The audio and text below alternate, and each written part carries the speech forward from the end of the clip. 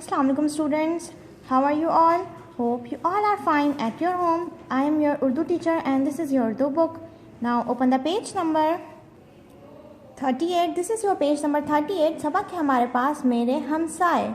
यहाँ पर मेरे के सेंस में यूज़ है यानी कि पाकिस्तान के हमसाए. चैप्टर रीड करते हैं. मैं पाकिस्तान हूँ, मैं एशिया में वाक़या हूँ जो सबसे बड़ा बर-ए-आज़म है. खुश्की के बहुत बड़े टुकड़े को बर-ए-आज़म कहते हैं.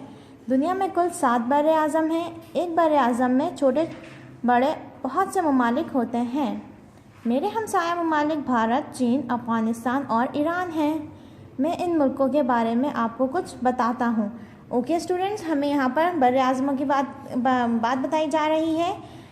पाकिस्तान एक एशिया में वाक़या है जो कि सबसे बड़ा बर-ए-आज़म है. पाकिस्तान के हमसाया ममालिक कौन कौन से हैं? भारत, चीन, अफ़गानिस्तान और ईरान.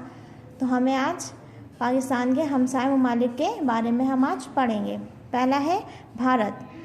पाकिस्तान की मशरक़ी सरहद भारत से मिलती है. भारत की आबादी तकरीबन 1.25 अरब है. वहाँ बहुत सी कौमें आबाद हैं.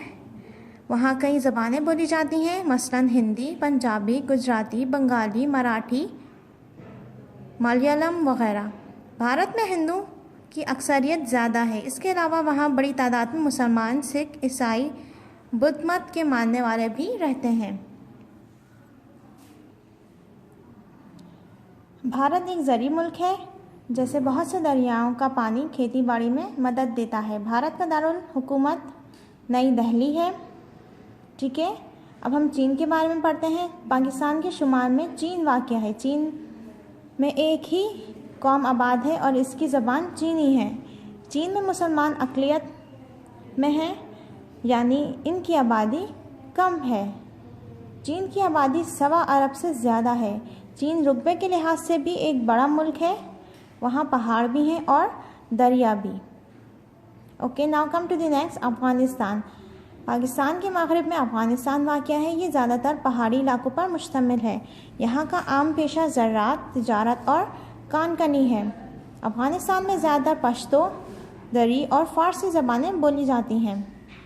नेक्स्ट है हमारे पास ईरान.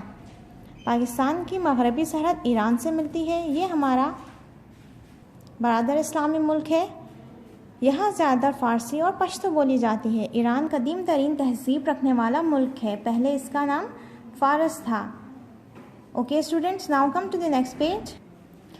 हमने सारे हमसाया ममालिक के बारे में पढ़ा है. अब स्टूडेंट्स, आपने अपनी कॉपी के अंदर सबसे पहले इस चैप्टर का टाइटल पेज बनाना है और टाइटल पेज बनाने के बाद आपने उन्वान लिखकर अल्फाज मायने लिखने हैं. पहला है आपके पास बर-ए-आज़म, यानी ज़मीन पर खुश्की का बड़ा टुकड़ा. ज़रख़ेज़, पौधे उगाने के लिए मौजूद ज़मीन. कदीम तरीन, बहुत ज़्यादा पुराना. हमसाया, पड़ोसी. अक़लियत, तादाद में कम होना. तहज़ीब, रहन सहन और तौर तरीके. नेक्स्ट है आपके पास मारूज़ी सवालात, जो कि आपने बुक में ही सॉल्व करना है, इन्हें कॉपी में नहीं करना. पाकिस्तान का बर-ए-आज़म कौन है? पाकिस्तान बर-ए-आज़म का हिस्सा किस बर-ए-आज़म का हिस्सा है? यूरोप, एशिया, अफ्रीका या अमरीका? एशिया. पाकिस्तान में मशरक़ी सरहद किससे मिलती है? पाकिस्तान की ईरान से, अफ़गानिस्तान से, चीन से या भारत से? भारत से मिलती है, तो हम भारत को टिक कर देंगे. किस मुल्क में हिंदुओं की अक्सरियत ज़्यादा है? पाकिस्तान में, भारत में, ईरान में या अफ़गानिस्तान में? भारत में. चीन का दारुल हुकूमत कौन है? काबुल, कराची, बीजिंग या नई दिल्ली? क्या है students? Okay students, okay now come to the next page which is page number 42. कवायद है हमारे पास. अल्फाज और उनके मुतज़ाद. मुतज़ाद क्या होते हैं स्टूडेंट्स? यानी अल्फाज के ज़िद, वर्ड्स अपोजिट्स. मुश्किल, आसान. भारी, हल्की. शाम, सुबह. अंधेरा, उजाला. बाहर, अंधेरा. अंदर. खूबसूरत, बदसूरत.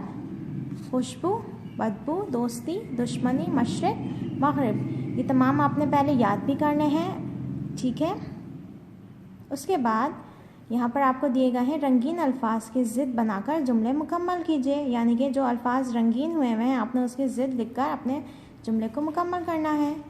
मैं शाम को नहीं, शाम की ज़िद क्या है? सुबह। तो यहाँ पर क्या आएगा? सुबह। मैं शाम को नहीं, सुबह आऊँगा। ठीक है।